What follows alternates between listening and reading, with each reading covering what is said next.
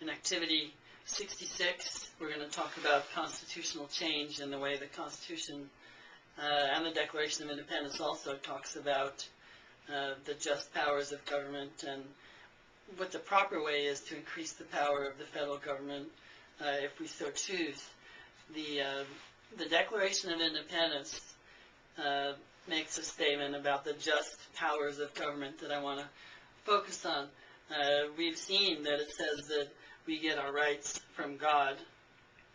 Then it says that to secure these rights, governments are instituted among men. That's why we have governments, to protect the rights that God gives to us.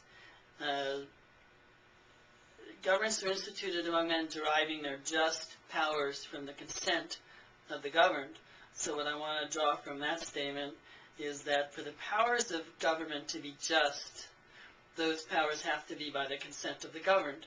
So when we established a federal government, those powers are just because the American people, through their states, state by state, ratified the U.S. Constitution. So the powers of the federal government were by the consent of the governed through the ratification process. Now, letter B, we focus on the amendment process. So if we want to add powers to the federal government, this is how you do it. You have to amend the Constitution. And the way you amend the Constitution is 2/3 of both houses of Congress have to propose the change. I think of this kind of as a marriage proposal. It talks about Congress proposing an amendment. So just because someone proposes marriage, if a guy proposes marriage to a woman, will you marry me, that doesn't mean they're engaged. The woman has to say, yes, I will marry you. Same thing here. Congress can propose giving itself, propose an amendment by which it would get more power. But they don't get that power until 3/4 of the state legislatures ratify the amendment. That's kind of like the Congress is proposing and the states are being proposed to.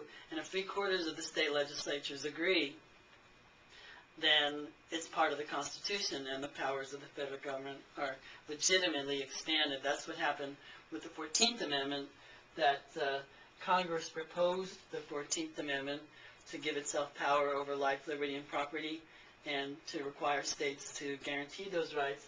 And 3/4 of the states ratified, so there's a legitimate expansion of the powers of the federal government. I want to point out to you that when you expand the powers of the federal government, it's by the consent of the governed. The federal government can't just give itself power, because if it could, then it would have unlimited power.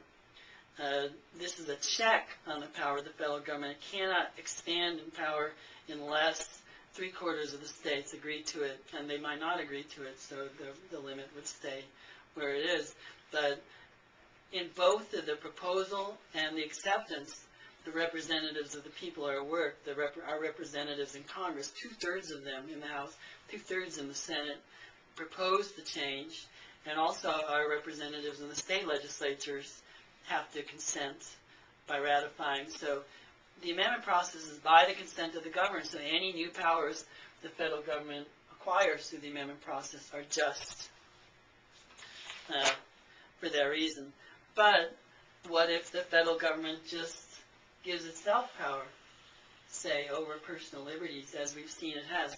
Those powers are not just because they're not by the consent of the governed, at least by the standard of the Declaration of Independence. Look at letter C. Washington says something very along the lines of the need to proceed by means of amendment. He says, if in the opinion of the people the distribution of the constitutional powers are wrong, let it be corrected by an amendment in the way in which the Constitution designates.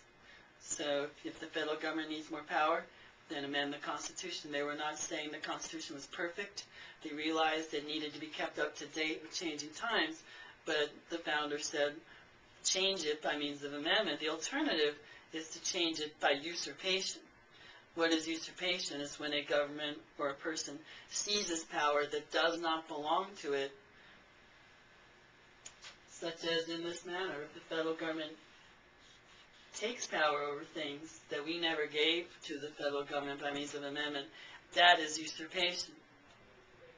Now notice what Washington says here. He's going to bring us back to this idea of a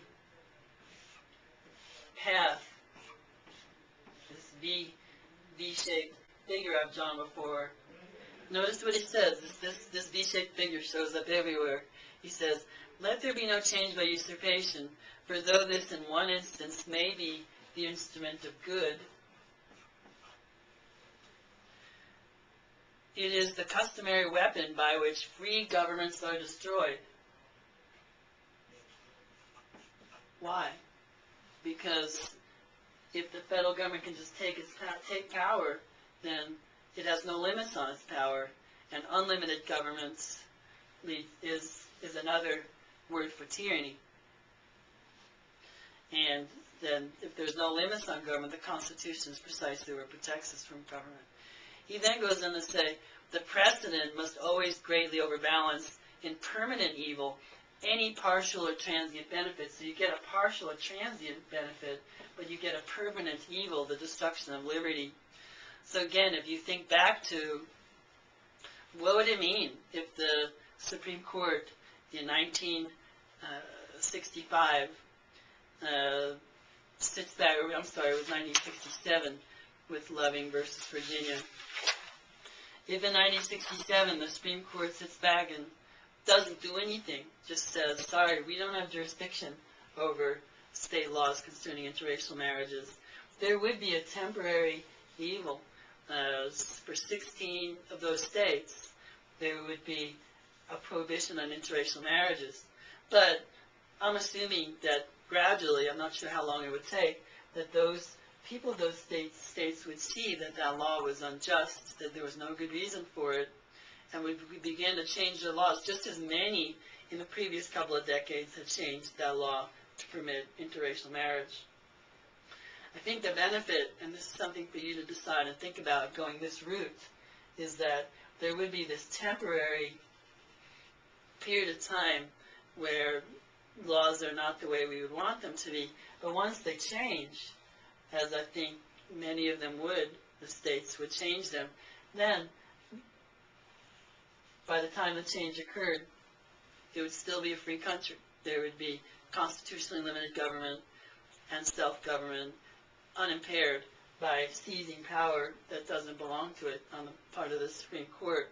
So I guess, as I see it, the alternative is let the changes happen a little more slowly, but liberty remains intact, or make these changes by changing the meaning of the Constitution, and liberty is not intact, so that people who can get interracially married, but they're not living in a country with this constitutionally limited government or self-government anymore. That's something that is worth thinking about for a while, I think, which is the better alternative.